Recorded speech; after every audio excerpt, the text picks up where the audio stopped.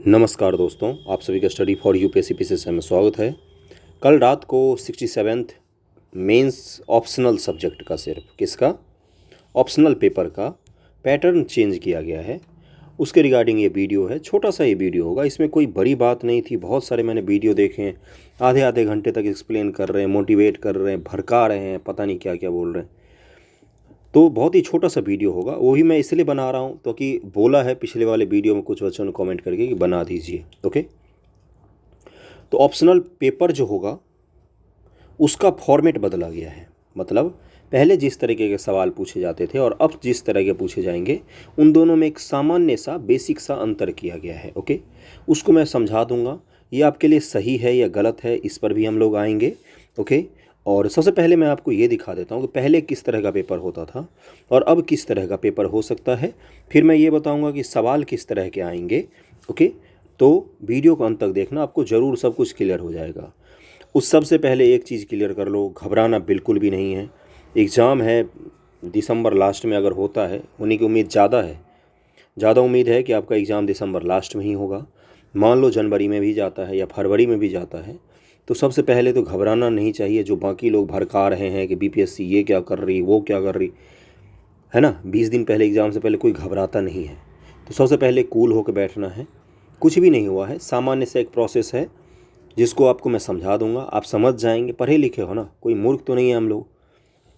सवाल ही तो कुछ बढ़ाए गए हैं यार, और कुछ भी नहीं हुआ है। ओके, तो कूल रहना है, पैनिक में नहीं आना है कि क्या हो गया है ऐसा कुछ। ओके, तो वीडियो को अंत तक देखना, मैं आपको पूरा क्लियर कर दूंगा। चलो मैं दिखाता हूँ कि सवाल अभी कैसे पूछे जाते हैं। सबसे पहले ये 66वीं बीपीएससी का 2021 में एग्ज़ाम हुआ है। यहाँ पर देख सकते हैं 66वीं बीपीएससी के हिस्ट्री ऑप्शनल का पेपर है। किसका है? हिस्ट्री ऑप्शनल का। 300 मार्क्स का है। 3 घंटे में आपको लिखना पड़ेगा। ओके, एक एक चीज़ को ध्यान से देखना, इंस्ट्रक्शन को पढ़ना है ध्यान से। और जब आप एग्ज़ाम देने जाएं मेंस का, तो सबसे पहले इंस्ट्रक्शन को ध्यान से पढ़ना इस बार। ओके, सभी प्रश्नों के अंक समान हैं, यानी कि 50-50 नंबर के हैं। 6 प्रश्नों को उत्तर दें, यानी कि 50 6 के 300। 300 नंबर के आपके सवाल को हल करने हैं। क्या लिखा है? प्रत्येक खंड से 3 प्रश्नों को उत्तर दें, लेकिन खंड 1 और खंड 2 के प्रत्येक भाग से 2 प्रश्नों से ज़्यादा का उत्तर ना दें। अब मैं दिखा देता हूँ खंड 1 में क्या रहता है।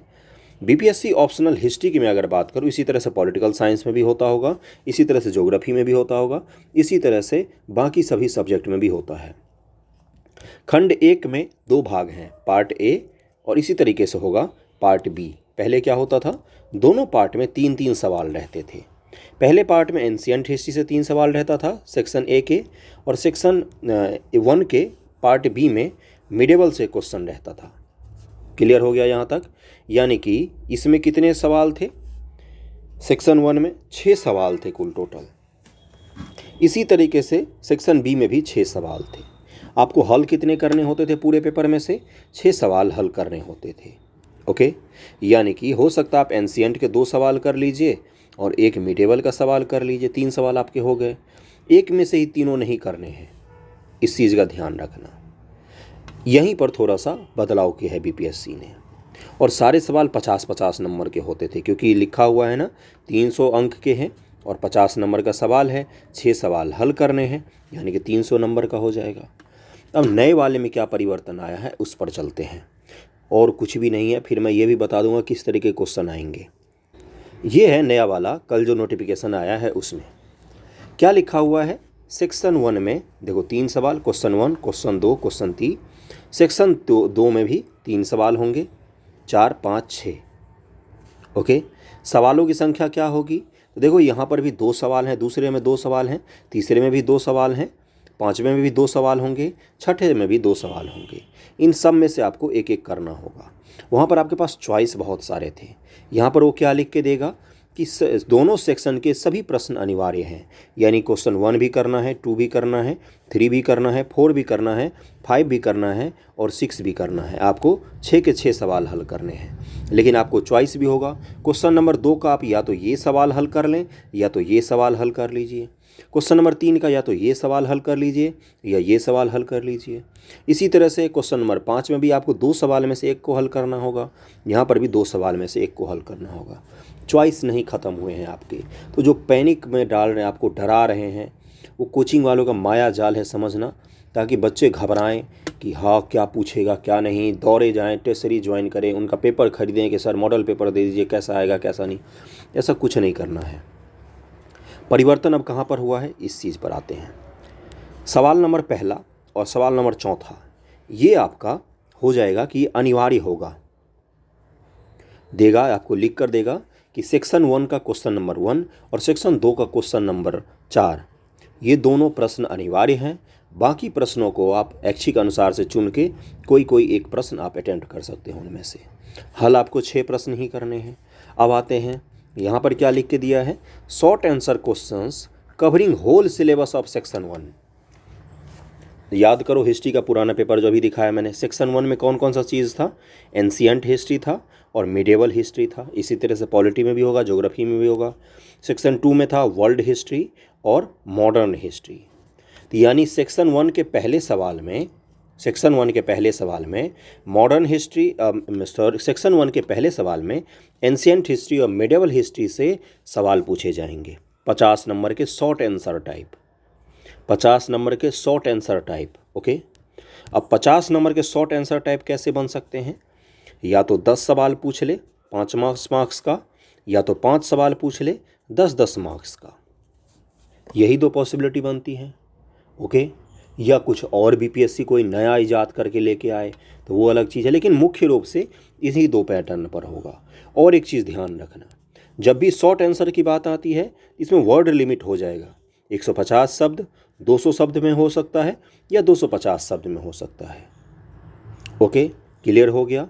तो यहाँ पर शब्द की सीमा भी आपसे बंधी होगी और आपका बंधा होगा सेक्शन 1 के पहले सवाल में ही आपको मिडिवल और मॉडर्न हिस्ट्री के छोटे छोटे तरीके के क्वेश्चन देखने को मिल सकते हैं।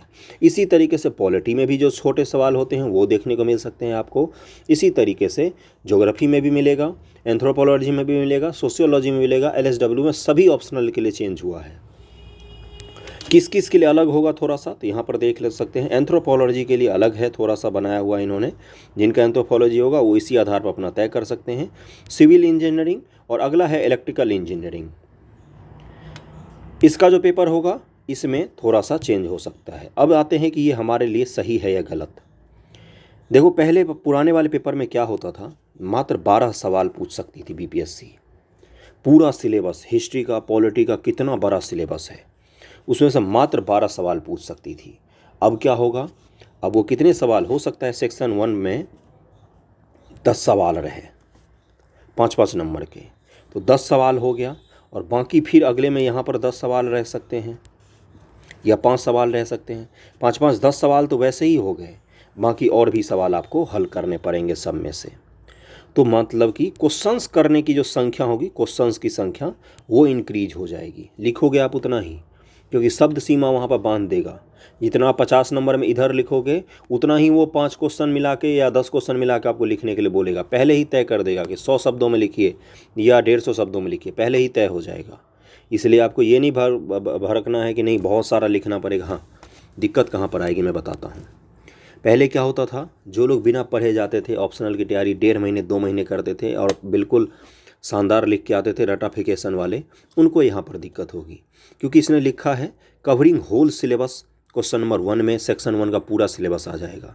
10 सवाल में आपको एंशियंट और मिडिवल के काफ़ी सारे क्वेश्चन समेट सकता है वो। यहाँ पर 10 सवाल में मॉडर्न और वर्ल्ड हिस्ट्री के काफ़ी सारे सवाल समेट सकता है वो। पहले क्या होता था, 2 सवाल मॉडर्न के, 1 सवाल मिडिवल के, 2 सवाल एंशियंट के, 1 सवाल एंशियंट हिस्ट्री के और 1 सवाल मॉडर्न हिस्ट्री, इस तरीके से पूछे जाते थे। तो यहाँ पर ये थोड़ा सा डिफरेंस क्रिएट हो सकता है कि सवालों की संख्या बढ़ जाएगी, पेपर थोड़ा सा डायनामिक होगा, अच्छा पेपर होगा। अगर आप मेहनत कर रहे हैं तो आपके लिए और अच्छा चीज़ है, ये बुरा नहीं है, इस चीज़ को समझना। जो पढ़ने वाले लोग हैं, जो साल भर पढ़ते हैं, उनके लिए बहुत अच्छी चीज़ है। बुरा इसमें एक ही चीज़ है कि इसको 68 बीपीएससी से लागू करना चाहिए था, क्योंकि बहुत कम समय है। 20 दिन पहले कोई चीज़ मेंस के पेपर में इतना बड़ा बदलाव नहीं करना चाहिए, बचना चाहिए था बीपीएससी को, विवाद से बचना चाहिए। वो विवाद में जानबूझकर कूदती रहती है। तो 67 से नहीं, इसको 68 से लागू करते तो बहुत अच्छा होता। 67 में बीच बीच में परिवर्तन इतना नहीं करना चाहिए। ऑलरेडी बच्चे परेशान हैं, मेंटल हरासमेंट हो रहा है आंदोलन के कारण, पेपर लीक के कारण, फिर से रिजल्ट जारी होगा कि नहीं उसके कारण। ओके, तो यहाँ पर यही मुख्य रूप से था। तो आपको अब क्या करना है, कहाँ से सवाल प्रैक्टिस करने हैं, सवाल किस तरह का आएगा मैं वो भी दिखा देता हूँ 2 मिनट में। ये यूपीएससी मेंस का पेपर है, हिस्ट्री ऑप्शनल का। किसका है? सिविल सर्विसेज एग्जाम 2022 में जो पेपर हुआ है उसका है। अब देखना इसमें भी लिखा रहता है। यहाँ पर देखो क्या लिखा हुआ है, हिंदी में पढ़ा देता हूँ मैं। प्रश्न संख्या 1 व 5 अनिवार्य है। हिस्ट्री ऑप्शनल का पेपर है ये। प्रश्न संख्या 1 व 5 अनिवार्य है। तो आपको क्या लिख के देगा, सेक्शन 1 का पहला क्वेश्चन और सेक्शन 2 का चौथा क्वेश्चन दोनों अनिवार्य हैं। आपको ऐसे ही लिख के देगा। यहाँ पर क्या लिख के दिया है, 1 और 5 अनिवार्य हैं। पहला सवाल देखो, हिस्ट्री ऑप्शनल, ये यूपीएससी की मैं बात कर रहा हूँ, मानचित्र से आते हैं और इसमें से सारे आपको लिखने पड़ते हैं, 30-30 शब्दों की संक्षिप्त टिप्पणी वाला। इस तरह क्वेश्चन बीपीएससी नहीं देगा, उम्मीद करता हूँ नहीं देगा।